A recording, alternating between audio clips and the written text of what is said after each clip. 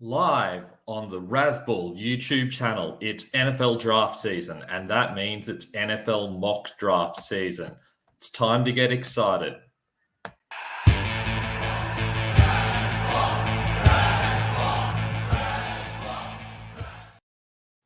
I'm Ben Wasley. I'm bringing you my latest NFL mock draft. We're going to go through all the picks. We're going to talk about the fantasy implications, and we're going to talk about the other possibilities that might happen. The NFL draft is only 3 weeks away, so there's a lot to talk about. Let's get right into it. So with the first pick, this one's really easy. It's going to be Caleb Williams. We know he's going to the Bears. They've made it very clear. They've met with him several times. They're going quarterback. Justin Fields is out of town. We saw that coming a mile away. Caleb Williams is the clear number one pick. Now, whether you like Caleb Williams or not is another question. I personally think he's going to be very good, but his personality is a real question mark. We do know that there's issues about him choosing not to do certain things at the draft. There's a lot of people that think he's going to bust badly. I personally think he's going to be very good because the Bears have put a lot of things in place to make him succeed. He's going to be the first quarterback off the board in the NFL draft, and he's probably going to be the first quarterback off the board in your draft for fantasy as well. Now, with the second pick, that's where things get a little bit more interesting. I've gone back and forth here a couple of times. We know the Commanders are probably going to take a quarterback, but they've got a couple of options. For me, there's 3 top guys in this draft. There's Caleb Williams, there's Drake May, and there's Jaden Daniels. Now, the Commanders have talked a lot about Drake May. There's been a lot of talk within the Commanders brass that potentially Drake May is the guy they're going for, but we do know that Adam Peters kind of likes Jaden Daniels as well. So it's one of those things where they probably haven't picked exactly who they want just yet. I'm going to go with Drake May for now. I personally think Jaden Daniels is actually a better player, and he's probably a better player for fantasy as well. But May's the kind of guy that I think the Commanders will like, and that's why the Commanders are typically kind of average, because they tend to go for the safer options. I think Daniels has more upside, but May's that kind of safe pocket passer, kind of your CJ Stroud style player. He's probably still going to be very good for the NFL, but I think that Daniels is probably the upside pick. Where he goes, we'll have to wait and see. There's also been a lot of people talking about JJ McCarthy potentially going in the top 3. I personally don't see that happening. I think that's a whole lot of smoke. I feel like it's going to be between May and Daniels. Now, with the third pick, that means the Patriots are probably going to sit and select a quarterback. Now, we have heard a lot of talk about people saying, well, the Vikings are going to trade up and they're going to try to get Jaden Daniels or Drake May.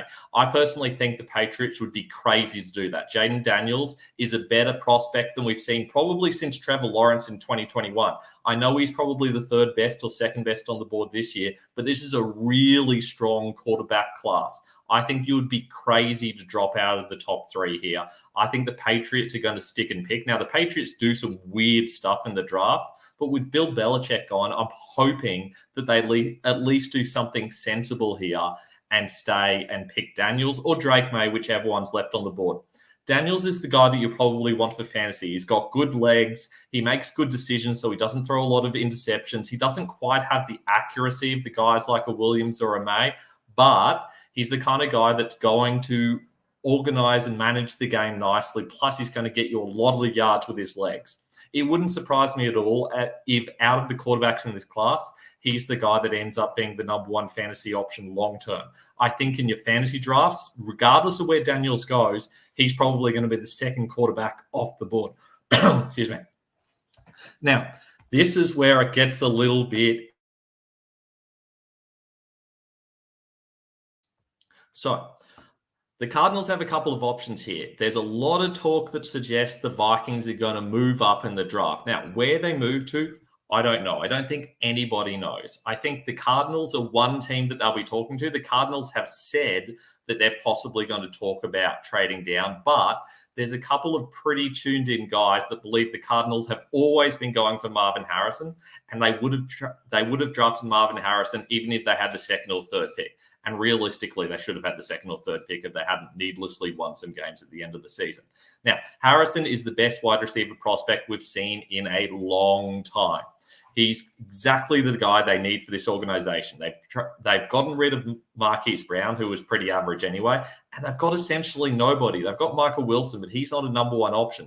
They need a stud wide receiver, and there's 3 good stud wide receivers in this class. My concern is if they trade back with the Vikings, they've got no chance of getting any of those three, because the reality is that Harrison and also Rome Odunze and Malik Neighbors are all going to be gone by the 11th pick. So unless the Vikings can move up a little bit and then move up a second time to get to the Cardinals, I can't see a situation where the Cardinals are going to want to give this pick away.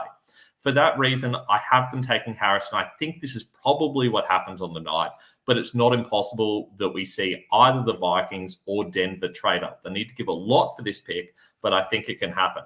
Regardless, I would expect that Marvin Harrison is the guy that goes first off the board in your fantasy drafts come May, June, July, especially in those rookie drafts. Now, the Chargers are the team that I think probably could move with the Vikings, and I can see that happening. Having said that, it's not a guarantee because they also need a wide receiver. I don't think Quentin Johnston is the guy they expected he'd be. Josh Palmer isn't a number one option. They need to build around Justin Herbert. Now, they could trade back and just help their O-line out, or hope that they can at least move back up and get Rome Odunze or someone else.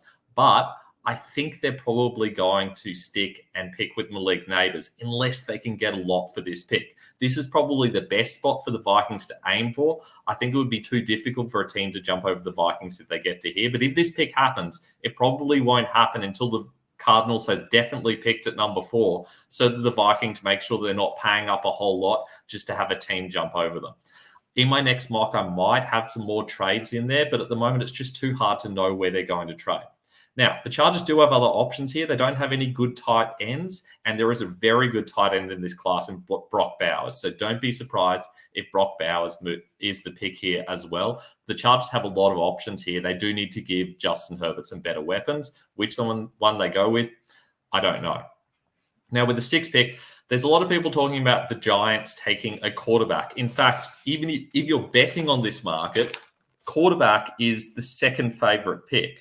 It's about 3-1 odds, which seems crazy to me because they've come out and said over and over again that Daniel Jones is the option. Now, that could be smoke. Maybe they want to kind of make it less appealing for teams to jump over them and just assume they're going to take a wide receiver.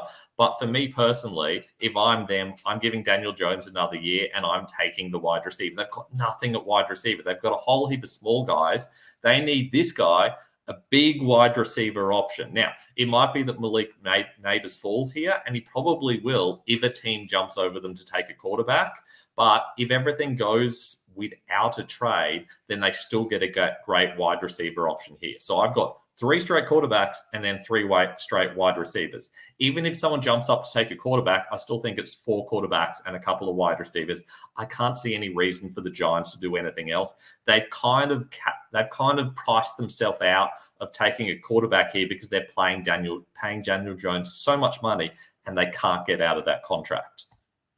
Now, the 7th pick, this is the easiest pick in the whole mock draft. It's going to be Joe Alt. He is by far the best tackle option in this draft, and that's exactly what the Titans need. The Titans have always been a team that's built their success around a really strong O-line and a good run game. Now, they've just lost Derrick Henry, so they really need to start to rebuild that run game and also make it a little bit better for Will Levis. They need to give him every chance to succeed. They paid a reasonable amount for him last season. He's going to be the guy. I don't think he should be the guy. I don't think he's that good, but they've got to give him an opportunity. And to do that, they need to have a really strong O-line in place. I think they'll probably take multiple O-linemen in this draft, but Joe Alt is the easiest option here. He's a clear left tackle option. A lot of the other guys might need to start at guard and move outside. Alt is a left tackle. He is a starting left tackle. It makes perfect sense for them to draft him here.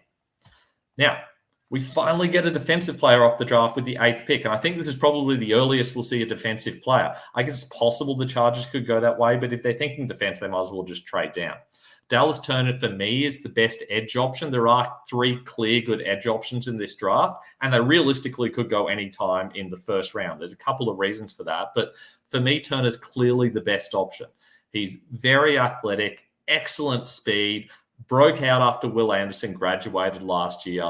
I'm pretty confident he's going to be the top defensive pick. Whether he goes here or not, I don't know. The Falcons, I've mocked them an edge player for the last 3 years, and they keep not doing it. Their edge production keeps being terrible. They need to do something. I think they finally do that now that they've got the 8th pick. Now they've brought in Kirk Cousins to get the offense and give him a whole heap of offensive weapons. Now they need to get the defense running. Dallas Turner is the clear best guy to do that. I reckon that we'll see Dallas Turner. Whether he goes here, whether they trade back with the Vikings still haven't moved up. That is also a possibility. We'll just have to wait and see what happens.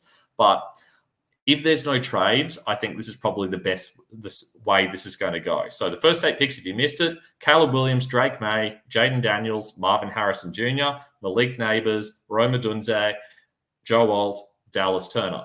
Now, obviously, we could have a trade in there, but if we don't have a trade, and that's unlikely, I think this is the way it'll go. Now, let's move on to the 9th pick. And this is where things get really interesting because we've got the Bears back on the clock. Now, I've got to say, I think at this point, probably we'll have had a trade up past them. If we don't, I would imagine the Bears would happily trade back because there's no one here that really fulfills a need for them. I could see them wanting to take a wide receiver, and if one of the wide receivers falls, which could happen if there's a trade, then it would make sense to take one here. I think a Neighbors or something like that would be fantastic for them, would give them someone to work around, and that player could develop behind DJ Moore and Keenan Allen. But given they've already got those weapons, given they've got two good tight ends, now that they've brought Gerald Everett in to play with Cole Kmet, I think realistically, they're probably not looking for more pass-catching options. I think they've given Caleb Williams enough, and they've already got a running back in DeAndre Swift. I feel like it's either work on the defense or make sure that O-line is really strong to make sure that Caleb Williams has that chance to succeed. JC Latham is, for me, probably the second offensive lineman off the board, but here it gets a little bit murky. There's a lot of good offensive linemen that you can take in this draft. I feel like Latham's probably the second best. I feel like he can play tackle, but he can definitely start inside and then shift out. Regardless, there's a lot of reports that suggest this is going to be a premium position. So if it's not an offensive tackle, I feel like they probably have to go D-line. Now, for me, a defensive tackle isn't a premium option, but it is possible that they would go with someone like a Byron Murphy and really make sure that their run stopping is improved, or they could go for an edge option. I've seen a lot of people have Jared Verse going here. I personally think it's a little bit early for Jared Verse. I don't think he's got that level of talent, but if they decide that Jared Verse is the guy, then I think it's realistic for them to take it here. I feel like this is one of the situations where you expect they're probably going to trade down. The problem with the mock draft is I have no idea who they're going to trade with. There's 5 or 6 teams that could happily trade up to here and take any number of different players, especially if there's a quarterback still available they like. So I think it would be surprising if the Bears do sit here and pick. I think they're probably going to trade down, and that makes life a little bit more difficult when trying to mock them. Now, the 10th pick, the Jets. The Jets are clearly in a win-now situation. They're trading for players left, right, and center, but they also need to pick the right player for them now. They've just brought Mike Williams in, so there's no reason for them to really reach for a wide receiver here. I think this is way too early for a Brian Thomas or any other receivers on the board. I think this is the obvious situation where we probably see Brock Bowers go. If Bowers hasn't gone by now, I think the Jets would be crazy to pass on him because they're really weak at tight end. They've got Tyler Conklin, who's meh. They're bringing in Jeremy Ruckert, who is okay, but he's more of a blocking tight end. They need someone who can be a receiver, and Brock Bowers is one of the best receiving tight ends we've seen in years. We saw what Sam Laporta could do. We've seen what Kyle Pitts can do. Brock Bowers is arguably better. He's been very good. So while the Jets do have a couple of other needs, I think Brock Bowers is the clear guy to take here. He's the guy that can push them over the top and give Aaron Rodgers that extra weapon to help them get towards that Super Bowl and that ring that they've been dreaming of for so long. Now, the 11th pick, I don't think this pick is going to happen here. I think this is going to be the team. I think this is going to be the player. But where this ends up, I have no idea. They're probably going to trade up. If they don't, though, obviously the Vikings are still going to take a quarterback. They've signaled that by trading for that 23rd pick with the Texans. They're going to use that to try to move up. But realistically, if they're not able to, or if they don't believe another team's going to jump over them, they could just sit here and pick as well. Regardless, the pick is probably JJ McCarthy. I'm not a big fan of JJ McCarthy. I know there's a lot of hype about him at the moment. He's the best remaining option, but even then, it's not by a lot. There's some teams that don't even have McCarthy in their top 4 options. There's some that like Bo Nix over him. So realistically, McCarthy is a real risk. He's strong, he's mobile, he can run, but I don't know. He's just not accurate enough. He doesn't make the right decisions a lot of the time. He was set up in a really good system, but realistically, he was a system quarterback. This feels very high to be taking a system quarterback. Now, to be clear, the Vikings do have a pretty good system. They have some good weapons in place. They've got Justin Jefferson. They've just brought in Jordan Addison, who looks really good. But if they take JJ McCarthy here, I'd be really concerned about Justin Jefferson for fantasy and Jordan Addison in particular. This is not a guy who's going to throw into tight windows. This is a guy who's going to make safer options, and you're going to have to force him to because his accuracy isn't there when compared to a lot of the other prospects in this class, and especially compared to someone like Kirk Cousins, who's willing to air it out. I don't think that's JJ McCarthy right now. I think he's going to need to develop into that. So realistically, I think McCarthy probably goes to the Vikings. I think this is the most likely home for him. But if he does go there, I don't like what this means for Justin Jefferson. I don't like what this means for Jordan Addison. This is going to be a difficult situation for the Vikings. It'll be interesting to see how they deal with it. Now, another team that needs a quarterback is the Denver Broncos. And I could see them taking Bo Nix here, but that would be a reach. Realistically, if they're going to take Bo Nix, they probably could trade down. I think outside the Raiders, there's really not anyone else in the first round that desperately needs a quarterback. So I think that probably the Broncos could afford to trade back. They don't have a second-round pick. So I feel like it makes sense for them to slide back, give this pick to someone else who needs it, and then they can take Bo Nix later on. If they stick and pick, however, which is an easier thing to mock, I feel like going someone like Byron Murphy makes sense. This is kind of the area where I'd like to see Murphy go. He's the kind of player I really like, and the Broncos just have not been able to stop the run. While they might need a quarterback, and while Bo Nix fits well in the Sean Payton system, I feel like Byron Murphy has enough talent to deserve to go this high, and he really fills a need for what the Broncos actually need. He's probably going to be the first tackle off the board, because he could go anywhere from 8 or 9, all the way down to in the 20s. It's really difficult to mock Byron Murphy because it's hard to know who decides they need him and whether they decide that he's the player that will fill that need for him. It's a lot to pay for a guy that's essentially a run stopper, but he does have the ability to pressure the quarterback enough that I feel like it makes sense to take him this early. Now, with a 13 pick, tackles are going to start going off the board a lot more. We've got a lot of teams here that need tackles. We saw a big tackle run around this stage last year. I think we're going to see the same thing happen this year. It's a really good O-lineman class this year. There's probably 7 or 8 viable first-round options, and that means that a lot of teams are going to end up taking them. The problem is that there's not much depth underneath those top options, and that means teams with their first pick are going to want to take an O-lineman if that's a need for them. For me, Fashanu is the next best option. I think he's actually pretty close to JC Latham, and I could see him going off the board second. Now, the Raiders have a lot of needs, but realistically, fixing up the O-line probably needs to be a good starting point. It's a good, safe option, and that's exactly what the Raiders haven't been doing for years. They have busted over and over and over again in the first round. Now, they get it right occasionally. They got someone like Josh Jacobs, who was a good pick, but realistically probably only worth an end of first round value. I think they need to start taking more sensible options and not reaching for guys like the sorts of Cleveland Farrell and Henry Ruggs, etc., that they've often taken in the first round. Alex Leatherwood was another one who was a terrible pick, even though we all saw it coming. So I think Olu Fashanu is the kind of guy who can be really safe. He can play at tackle. He can play at guard. He fills a need for them. They could go for a quarterback. They could even go for a cornerback. This is where the cornerback could start going on. I've got one going in a couple of picks. They could take a totally different O-lineman. They could even take Byron Murphy if he's here. But with the Raiders, you just have no idea what they're going to do. I could see them doing any number of different things. Now, pick 14, another tackle. This is tackle central in this area here. And I'd say I wouldn't be surprised if we see a lot of teams trying to jump over each other. That's why that Broncos spot is so valuable. If you like a specific tackle, that's where you need to go to make sure that you can get that tackle before a whole heap of other teams are going to be picking O-linemen. Now, Troy Fautanu was good for Washington. Is he good enough for the NFL to be taken this early? I don't know. But the Saints really need a tackle. Their left tackle has been really weak. Trevor Penning has been a bust. They don't really have any other options. They really need to shore up those trenches and make life a little bit easier for Derek Carr.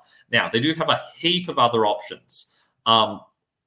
They could decide that they go for another O-lineman, someone who can play a little bit outside a little bit better, they could go a defensive tackle. This could be a Byron Murphy spot. I could even see them going wide receiver. It wouldn't be crazy for them to move up to get a wide receiver to give them someone to mix with Chris Olave, or we could see the first cornerback off the board. And it wouldn't be totally insane to see them go quarterback here if someone that they like happens to fall. I think tackle makes the most sense here, and I think Fatanu's probably going to be the fourth guy off the board. But again, with these tackles and O-linemen, it could go in any order. It's really difficult to pick. Now, at 15, we've got a team that's totally different to all the others. This is the first team that has a real clear defensive need. They got their quarterback last year in Anthony Richardson. Now they need to get other players around him. Now, realistically, they've got quite a few weapons. They could use a wide receiver or a tight end. They've got a million tight ends. They can't seem to decide who's good. So realistically, a Brock Bowers is someone they could take. I wouldn't mind seeing them move up to get him. They could take a wide receiver if they feel like the value's there. But I don't think this is the right space to be taking Brian Thomas. I don't think he's that good, and I can't see any of the others falling. So that means realistically, cornerback is by far the best option for the Colts. Now, Quinyon Mitchell is the guy that I've got as my top cornerback at the moment. It's really interesting. There are three clear top cornerbacks in this class. Mitchell's kind of risen to the guy that's the top option, and I feel like he's the guy that makes most sense for them. But they could easily take Terrion Arnold or Nate Wiggins. Nate Wiggins is the most athletic, although Mitchell is very athletic as well. But he makes some weird decisions, whereas Terrion Arnold's a very safe corner option. Not as athletic, but very safe. I feel like the Colts probably need to go for a guy with a little bit more upside, and I feel like that's Mitchell. But if it was Arnold here, I wouldn't be surprised at all. Either of those guys would be a valid option. Now, with the 16th pick, the Seahawks are another team that does weird stuff in the draft. And a lot of people are talking about them maybe trading down or trading up. There's a whole heap of different options here. But I think they're going to go O-lineman. It's really O-lineman or D-lineman. They're going to work on the trenches. It makes no sense for them to pick another position. They have most of the other positions sorted. They've managed to get a couple of good tackles in recently, and Charles Cross is going to be the guy there at left tackle, but they need a right tackle who can also play guard, someone they can shift around and move around a little bit. I realize that says edge here. That's wrong. This guy's not an edge. I just forgot to change the graphic. This guy is a guard or right tackle, and I feel like he is a good option for the Seahawks. He fills what they need. He was really good for OSU during the season. So I think Fuaga makes sense here. But if one of the other guys falls to this spot or they decide they like someone else and they want to move up, I think that's entirely possible as well. But I think it would be crazy to see the Seahawks take someone that wasn't an O-lineman or a defensive tackle or edge. So if you missed the earlier picks, we have had Williams, May, Daniels, Harrison, Neighbors, Odunze, Alt, and Turner as the top 8 picks. But as we said, probably going to see a trade down at some point in time by a team to let that number 11 pick of the Vikings up. 11 to McCarthy. Before that, we have Latham and Bowers. Then McCarthy, Murphy, Fashanu, Fatanu, Mitchell, and then this guy, Teolisi Fuaga. Now, this is where things get very interesting. And after the first dozen or so picks, it starts to get a little bit tougher because you don't know what players are going to end up there. And you also don't know what teams are going to move around. We generally see a lot more trades in that area. So that will make this pick very interesting because I don't think the Jaguars are going to stay here. I could see them moving very easily. But if they do stick and pick, they are one of the few teams that really needs a cornerback. I could see them going for Terrion Arnold here. He's a very safe pick. He's not the athlete of the other guys, but I feel like he's a sensible option. I like the fact that he can ease in as a nickelback initially because they signed Ronald Darby to go opposite Tyson Campbell. That means you can stick Arnold mostly in the slot, have him in occasionally, and then ease him into that spot and get him to take over for Darby eventually. I feel like he's got the talent to make things work. He just doesn't have the upside of the other guys. And we do know that the Jaguars will occasionally really go for upside, so it wouldn't surprise me if they go for a Wiggins here or if they try to reach past the Colts and go for Mitchell. But I think it makes more sense here for them to take Terrion Arnold, the safe option.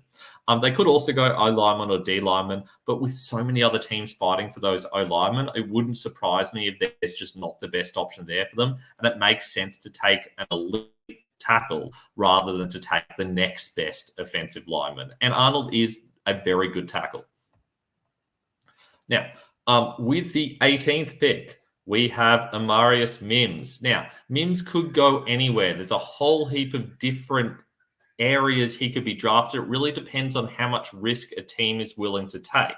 Now, Mims has been injured. He's older than a lot of the other prospects, but he's also a real talent. He's massive. He's very athletic. He's a real boom bust option. And it's the kind of thing I could see the Bengals doing is to take him here. They need to improve their O-line. Mims is someone who can play out at tackle, which helps them. But I could also see them taking a Fatanu or a Fawaga here if one of them falls as well. It really depends on who's willing to take that risk. Mims could go realistically as high as the top 10 if a team just falls in love with him and is willing to take that risk. Or it could fall out of the first round entirely if a lot of teams decide that he's just too injury prone and they're not willing to take that risk with their first pick. So a real boom bust option, but I like Amarius Mims a lot. I feel like he could turn a franchise around with his ability to really protect that quarterback, and that's exactly what Joe Burrow needs at the moment. Now, if they don't go that way, I could see them going a defensive tackle. There are a few good defensive tackles in this class, but I think most of them are going to fall because not many teams need them. That means we could see some value here for the Bengals if they do decide to take a tackle to replace DJ Reader, who's left. It also wouldn't be crazy to get a wide receiver or to get a cornerback as well. They have lost Boyd, and Higgins is a big question mark for this season. So a wide receiver wouldn't be crazy. And I think this is the kind of area where we could see Brian Thomas start to come off the board potentially. Now, 19th pick, I think this is about as low as you're going to get for Jared Verse. Jared Verse is a very safe option. I don't think he has the upside of a lot of the other edge rushers around, but he's someone that should go at least in the top 20. I've seen a lot of people mocking him to the Bears with the 9th pick. I think that's fine. I think if the Bears take him, they probably realize they can move down a couple of picks and get him there as well. But regardless, someone's going to take him, and I feel like it makes sense for the Rams to do that. Their D-line was surprisingly good last year. They were really impressive given their lack of talent, but they've lost Aaron Donald, and he was taking double teams every single time. His double team success rate was higher than the success rate of the majority of other players against single teams. That's going to make a big difference. So the Rams need to improve their D-line somewhere. Now, I think it makes sense to improve them more on the edge and give someone opposite Byron Young, because realistically, Michael Hoke sucked last season. I'm shocked he was starting. It didn't make any sense to start him. I was surprised Byron Young broke out as well as he did. I liked him going into the draft, but I didn't think he was going to be the guy with so little support. It's going to be a whole lot harder for Byron Young next year without them bringing in someone else who can also provide a threat and mean that they can't just focus on Young. I feel like that means they have to take someone. Jared versus the safe option, but I also like Laiatu Latu.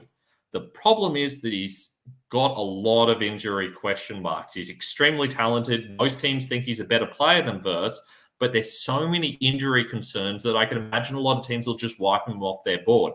And I can imagine the Rams would do that. That's the kind of thing they do when they're making decisions. So realistically, Ladu's medical issues are the reason that I don't have him going over Verse. But if we get some good news on his medical issues, he's someone I'll push up. And if a team just decides that they believe in what he can do despite the medical issues, I could see him going in the first round as well. In fact, I've mocked him later on.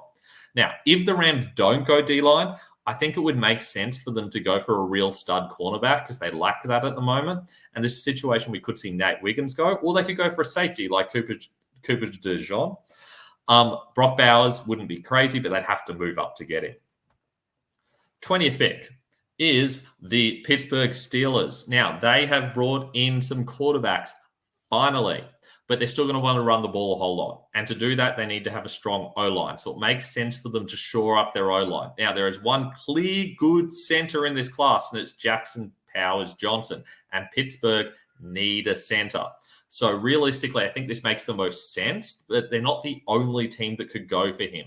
So if he's either not available or they decide to go in an opposite direction, I think an offensive lineman makes most sense here as well. They're one of the many teams that desperately needs to improve their O-line. We've seen how important that is. I think that Powers Johnson makes the most sense. He's just such a talented player, so consistent on the interior, and I feel like the interior is where Pittsburgh need to improve. Now, having said that, they could also go for a wide receiver. We know they've got George Pickens and nothing else. So they're going to need to get an upgrade there as well. But I think that can probably happen in the second round. There's pretty good wide receiver depth in this class. I feel like if you're going to go one way, you probably want to go O-lineman in the first round and wide receiver in the second round if you've got the choice, which is why in this mock, I've got a lot of O-linemen going in the first round and a whole lot less receivers. Regardless of the pick here, unless it's a wide receiver, I think it's fantastic news for George Pickens, who becomes the clear number one and finally gets an actual quarterback throwing to him, not a backup dressed as a starter. Now, with the 21st pick, we have the Miami Dolphins, who have a number of options here. If there's a player they love that's a very, very high-quality speed player, I can imagine them going there. And there are a lot of speed receivers in this class, and they could use a wide receiver 3, but I feel like that's a second or third round pick for me. I think they have to go with the O-line. They have to do a better job of keeping Tua healthy if they're going to use Tua. So there's really only two options. There's get an O-lineman, and there's plenty available here, or there's get a defensive tackle because they just lost Christian Wilkins, and that's going to make them really, really weak in their defensive trenches. I think lineman makes the most sense. Jordan Morgan's a bit of a reach here, but I feel like teams are going to need to reach for O-linemen if they start to fly off the board. If someone like a Fatano or Fuaga falls here, they'll be absolutely thrilled.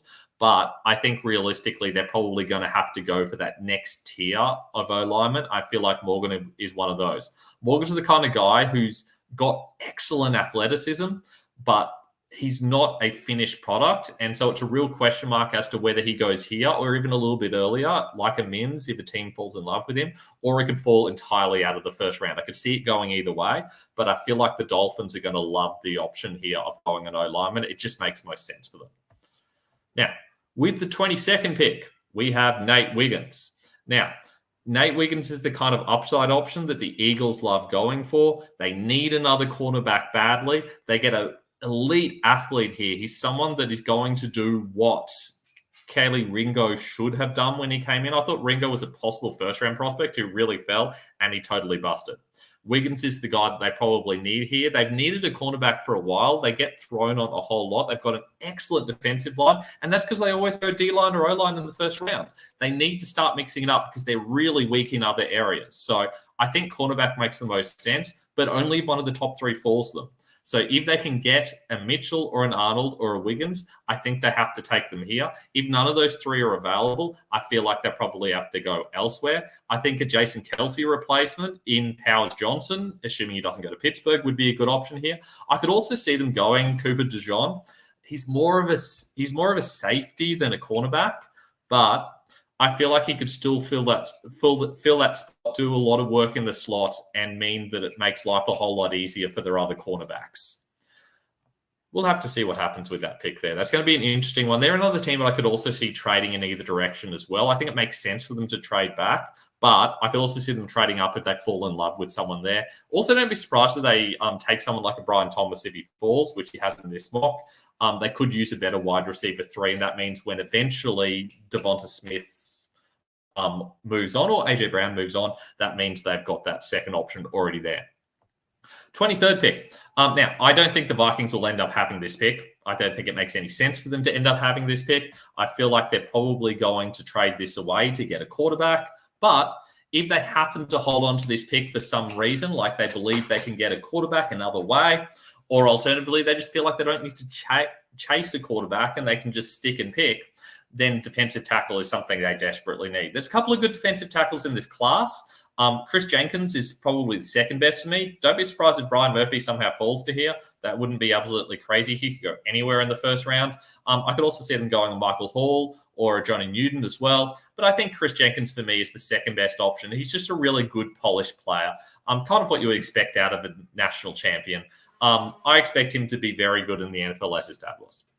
Now, 24th pick, O-lineman again. Shocking. It's very strong O-lineman class. I expect that we see another O-lineman picked here. Tyler Guyton's another guy that's really on the borderline for the first round. But I feel like because so many teams need O-linemen, especially in the back end of the first round, it makes sense that a few of these guys will rise up. Guyton is one of those guys. Now, he's more of an exterior player. Sorry, my phone alarm is going on.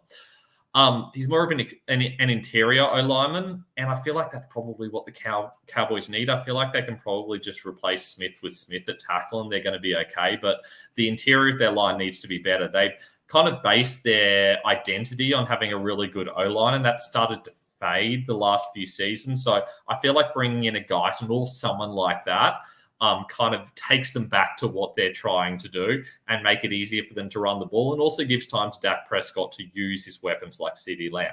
Now, they could also go for a D lineman. I just talked about the D lineman options. I think it would be reasonable to select one here, but I think O-lineman is probably the number one option for them. Now, if you just tuned in, here's who we've had so far. We had Caleb Williams, Drake May, Jaden Daniels, Marvin Harrison Jr. If I ever had Malik Neighbors, because I don't have that trade up yet, but we might see JJ McCarthy there. Then we had Roma Dunze, Joe Alt, Dallas Turner, JC Latham, though I think that the Bears probably trade down, as I said.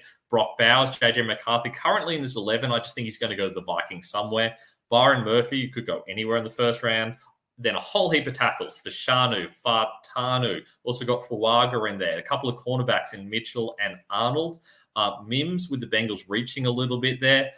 Verse falling. Powers Johnson, the center, with the 20th pick. I love that pick. A couple more O-linemen in Morgan and Guyton. And we also have Wiggins and Jenkins. Now, this is where things get very tricky. It's very hard to mock the last 8 or so picks. Most years, most people get the last 8 or so picks wrong just because there's always so much movement. You don't know who's going to fall. You don't know who's going to rise. It's really hard to work out exactly what's going to happen. But this is a guy I think is going to end up in the first round. I'm very confident. He's a very talented player. He offers so many possibilities. Cooper DeJean. I just love this guy. He's a safety. He's a cornerback. He can play in the slot. He can do a little bit of everything. And I feel like that's exactly what the Packers need. They need someone who can play across from Jair Alexander, but they also need a second safety. They brought in Xavier McKinney. The safeties were awful last year. They brought in McKinney. They need a second guy. And I feel like Cooper's the guy that can do that. I could also see a situation where they go O-line, but so many of them are going off the board that one of the teams that needs an O-lineman is going to not take an O-lineman. It's hard to know which one, but I feel like we could get to the situation where the Packers just don't have a viable O-lineman available to them, and therefore they have to take another position. Could also see them taking a run stuffer at defensive tackle, someone like a Hall. Or I could see them trading down and grabbing a safety. There's not really any clear-cut safeties that belong in the first round. DeJean's really the only option. He's more of a versatility option. But I could see them taking some sort of defensive back later on in the draft as well. Pick number 26. This is an interesting one. The Bucs somehow made the playoffs last year with Baker Mayfield, which is a little bit crazy, and I feel like they're going to try to run it back and do the same thing.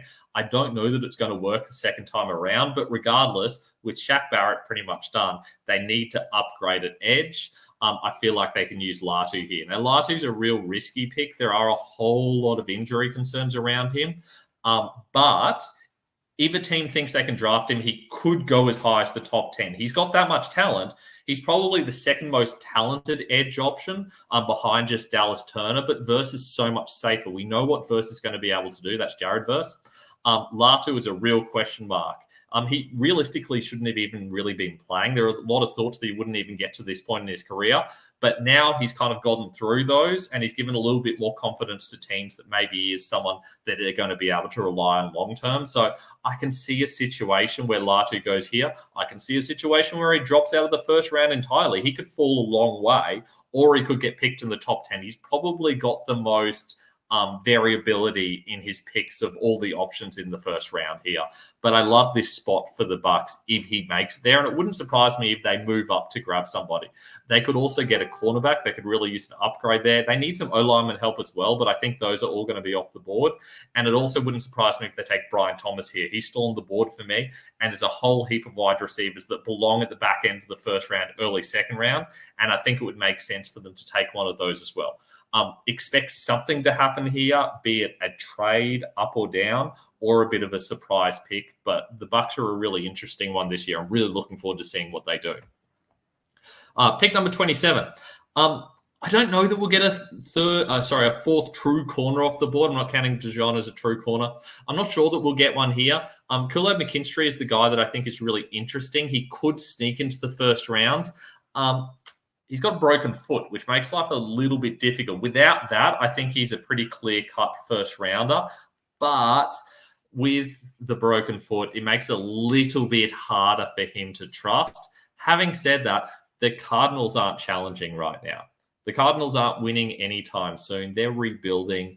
I think realistically, it makes sense for them to take someone who within the next year or two is going to be that option for them. That's Kool-Aid McKinstry. I think he's a good, reliable option once he's healthy, but he needs to get healthy first. I think there's plenty of upside there as well. They're just going to need to take the risk on his foot. Foot's healed most of the time. It's not the kind of injury that's going to be a major issue that's going to keep recurring. It just means they don't know exactly what he can do because he's not healthy after that combine issue. Could also see them taking another cornerback. There's not really anyone that jumps out to me here. There are a couple of options. Could also see them go in defensive tackle. This is a Michael Hall spot, for example, Chris Jenkins or something like that. They could take an edge rusher, though I think anyone would be a bit of a reach here. And I could see them taking a guard or even another receiver. 2 receivers in the first round would be a pretty funky move, and I'd love to see it. I don't think it'll happen, but that would be very fun. I think they're probably more likely to go that way, second or early third round. Now, this is where we finally get a receiver again. And I'd be shocked if Michael Thomas gets down this low. I don't think there's any clear spot for where he goes, but there's going to become a point where a team goes, well, this guy's the best option available. This is probably the next spot where we see a team that definitely should go wide receiver. I think the bookmakers have the Bills as being favorites to take a wide receiver. It's the most likely option for them. And they're one of the few teams that's in that situation, especially in the second half of the draft. That's realistically because to get into the playoffs, you have to have good wide receivers. And most of the teams that made the playoffs do have good wide receivers. The Bills don't. They got a little bit lucky. They've got Josh Allen, which kind of makes up for a whole heap of stuff. Khalil Shakir's okay. Gabe Davis is very, very hot cold, and he's gone now. Which is great because they need someone who's going to be a little bit more consistent and can start to take over from Stephon Diggs, who realistically can't have that much left in him. I felt like he was starting to fade towards the end of last season anyway. It wouldn't surprise me if within half a season, Brian Thomas is the number one guy in Buffalo. He's a big receiver. He's very talented, very athletic. I think he's a real weapon, and he's the guy that the Bills can use. Now, there are problems here. He's pretty lazy with his routes. He has a tendency just to kind of move around and try to use his size. And he gets a lot of drops. And when you've got someone firing the ball hard at you like Josh Allen, that's not ideal. Whether they can coach those things out of him, I don't know. There is serious bust potential here because of that. We've seen some big guys struggle for that reason. Think Quentin Johnston, for example. But I do think he's probably got the most upside of the other receivers around as well. He is that big guy that the Bills clearly need because they are lacking a little bit of size there. He's also someone that can kind of work in conjunction with Dalton Kincaid and mean that they can start using a lot more 11 personnel rather than relying on getting Dawson Knox involved all the time. Pick 29. This gets very interesting here because the Lions don't tend to take the best player available. They tend to take the best personality available. And it clearly works for them. Realistically, it's hard to know exactly who's going to fit with their system, but I think Kamari Lassiter is the kind of guy they might surprise us and pick. They clearly need a cornerback. That's where teams have attacked them previously. The question is who they take, though. I think Lassiter has the right personality to make that work, and that's strange to say for a Georgia player. That's not really what you expect out of Georgia players. Often they're talented but flawed players, whereas I think Lassiter is the kind of hardworking guy I could imagine them using. He doesn't have the upside of some guys, but I can imagine him coming in and just being the sort of consistent option that they desperately need at cornerback there. Also, wouldn't surprise me if he falls out of the first round entirely. He could fall quite low in the second round as well. He is a little bit of that boom-bust option, but I think he's probably the fourth or fifth cornerback off the board if I had to guess. And I don't even want to try to guess exactly who the Lions are going to take. I think cornerback makes sense. They could go edge as well, but I don't think Latu really fits for them. They'd love to get Verse, but there's no way they're going to get to him. They could also use an upgrade at wide receiver too. I'm not convinced that Jamison Williams is the guy and Josh Reynolds is out of town. Or they could just help the trenches and get a defensive tackle. There's options there, but it's all going to be about the personality type when you're talking about Dan Campbell. Pick 30. Another team that just seems to find value in every draft, and it makes them very hard to mock because you know the Raiders are going to find a good player in the first round. The question is always which good player is going to fall. Someone will fall to the Ravens here, and they're going to take them. I just don't know who it's going to be. Graham Barden is a guy that I think probably doesn't deserve to be in the first round, but because so many teams are reaching for O-linemen and because there's not really much depth after that, I can imagine teams reaching for Barton a little bit. A lot of people have Barton a whole lot higher than this, but for me, he just really fills the need for the Ravens. They need to work on their interior. They need guards. They need to improve in the trenches because their game is built around Lamar Jackson staying healthy and being able to get their run game going. That can only happen if their O-line's very strong, and they need to keep improving their O-line constantly, and that can only happen if you draft them. I think Graham Barden makes sense here, but I'd be very surprised if he goes there because the Ravens just always seem to find a player who's dropped in the draft and seem to get that value.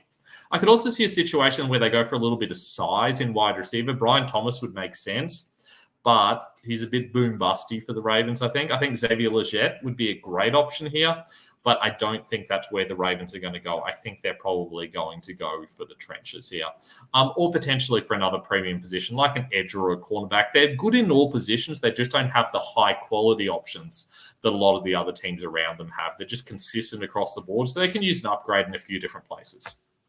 Now, the Super Bowl contenders. 49ers could go any number of directions here. They don't have any desperate needs, but they do have some areas where they could definitely upgrade.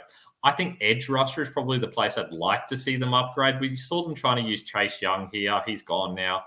They don't really have a lot of quality there. They brought in Leonard Floyd. They brought in Yetur Gross-Matos. There's no way I've said that correctly. I don't think those guys are starters. I think those guys are rotational options. The 49ers like to rotate a lot of guys opposite Nick Bosa to try to keep them fresh and also to get Bosa out occasionally as well. There's a whole lot of good options they could take here. I think Chop Robinson's one of them. I could see him going in the first round. I could see him falling to the third round. It really depends on how teams feel about him. He was fantastic at the combine, which is why I think he might end up in the first round, but he isn't the biggest player, and I feel like that might be a bit of an issue. If they want to go bigger, they could go Darius Robinson, no relation. I don't think that really makes sense for what they're trying to do. He probably is more of a tackle to me. They could go Braswell or Isaac. There's a whole heap of edge rushers that don't belong in the first round, but we see guys right into the first round that don't belong there all the time, especially around these picks where the guys who are teams that are very good are just basically drafting for a specific need that they have for a rotational guy that's going to do a specific thing for them. I feel like Robinson's the kind of guy that can do that as a speed rusher for them, but there's a whole heap of other things they could do. They could go for a guard if one of them falls, though in my mock, obviously they didn't. They could go for a cornerback if they feel like the value's right. A wide receiver 3 would be a great pick here because a lot of them have fallen, but I just don't think they're going to go in that direction. I feel like they probably go for the D-line. Finally, pick number 32. It's very hard with the Chiefs because they keep doing weird stuff. And then they keep winning. I mean, I'm a Chiefs fan. I love the Chiefs. I've loved the Chiefs from way back when we were rubbish. I fell in love with the Chiefs because I just seemed to keep drafting Travis Kelce, and I decided that I love Travis Kelce. Maybe I'm secretly Taylor Swift in disguise, but basically, I've loved the Chiefs for a long time. And that means that every year when I come into the draft and they draft some rando, I leave very disappointed. Clyde Edwards-Helaire, disappointed. Last year's Felix, disappointed. Not getting a wide receiver in the first round when there were some good options, disappointed. I know Rashee Rice turned out to be good, but I mean, realistically, whether he gets a suspension or not is a real question mark and may push the Chiefs even more towards a wide receiver. You'd think the Chiefs have to go wide receiver here, and they are the bookies' favorite to do that. The bookies have them as over a 50% chance of that occurring. There's a real question mark on which wide receiver they go. They've got a lot of different options here. I love Xavier Legette. I had him in college fantasy last year. College fantasy is very fun, by the way. I've had him in college fantasy for a couple of years because it's a Dynasty league, and I'll have him in my NFL team because that's how our league works. Man, he was good last year. He's big, he's fast, he's good in the contested catch. He's a pretty good runner with the ball. He does a lot of things. I don't personally understand why a lot of people have him below a lot of the Texas guys and people like that. I love Legette. He should be in the first round for me. Does he go to the Chiefs? I think it makes sense. They've got some smaller speed guys, but they do need some size. Travis Kelce's not going to be around for much longer, sadly, and that means they need someone that they can look to in the red zone. I just don't think that's Rashee Rice. I think they need someone like Leggett. Now, you could see them taking Adonai Mitchell or someone like that, or one of the really quick options, a whole heap of small, quick runners and quick receivers in this year's class. I could see them potentially going Xavier Worthy. There's a heap of options here. I could also see them waiting until the second or third round because that seems to be what they do. If they do that, they might upgrade a tackle. They might get a defensive tackle. That would make sense. They do struggle to stop the run. What I'd love to see them do is get Brock Bowers, but they need to pay a king's ransom to make that happen. I don't see that occurring. I think with receivers makes the most sense. Leggett is my favorite. I love Xavier Leggett. Please do it, Andy Reid. Please do it. Cool. Thanks for joining me today for my NFL mock draft. It's been really fun. If you've got any questions or thoughts, always feel free to hit me up. You can find me on Instagram at the Fantasy First Down. You can find me on Twitter at Fantasy First Down with no O. Or you can check out the Razzball website where I write articles every week or two. We've got a whole heap of tight end articles there. In fact, there's every position. I just happen to write the tight end ones. So make sure you check out the Razzball website for a whole heap of content there. And go to my website, which is ffdfantasyfootball.com. I'll be back next week for another NFL mock draft. I'm planning on including trades in the next one. I didn't not include trades this time. It's just so hard to know exactly where the trades are going to go, but I think it makes it more interesting if next time I have something where I do have a lot of trades and we can see what the different options are and talk through a lot of those options. Regardless, this is going to be a really interesting NFL draft. I'm really excited for it. It's my favorite time of year. Super excited. My birthday's before the NFL draft. Not looking forward to that at all. Just looking forward to the NFL draft. I hope you're feeling the same way. If you've got any questions, as always, hit me up on Instagram or Twitter. I answer all your questions. I'm always happy to help out. Thanks again for joining me. I will catch you guys next week.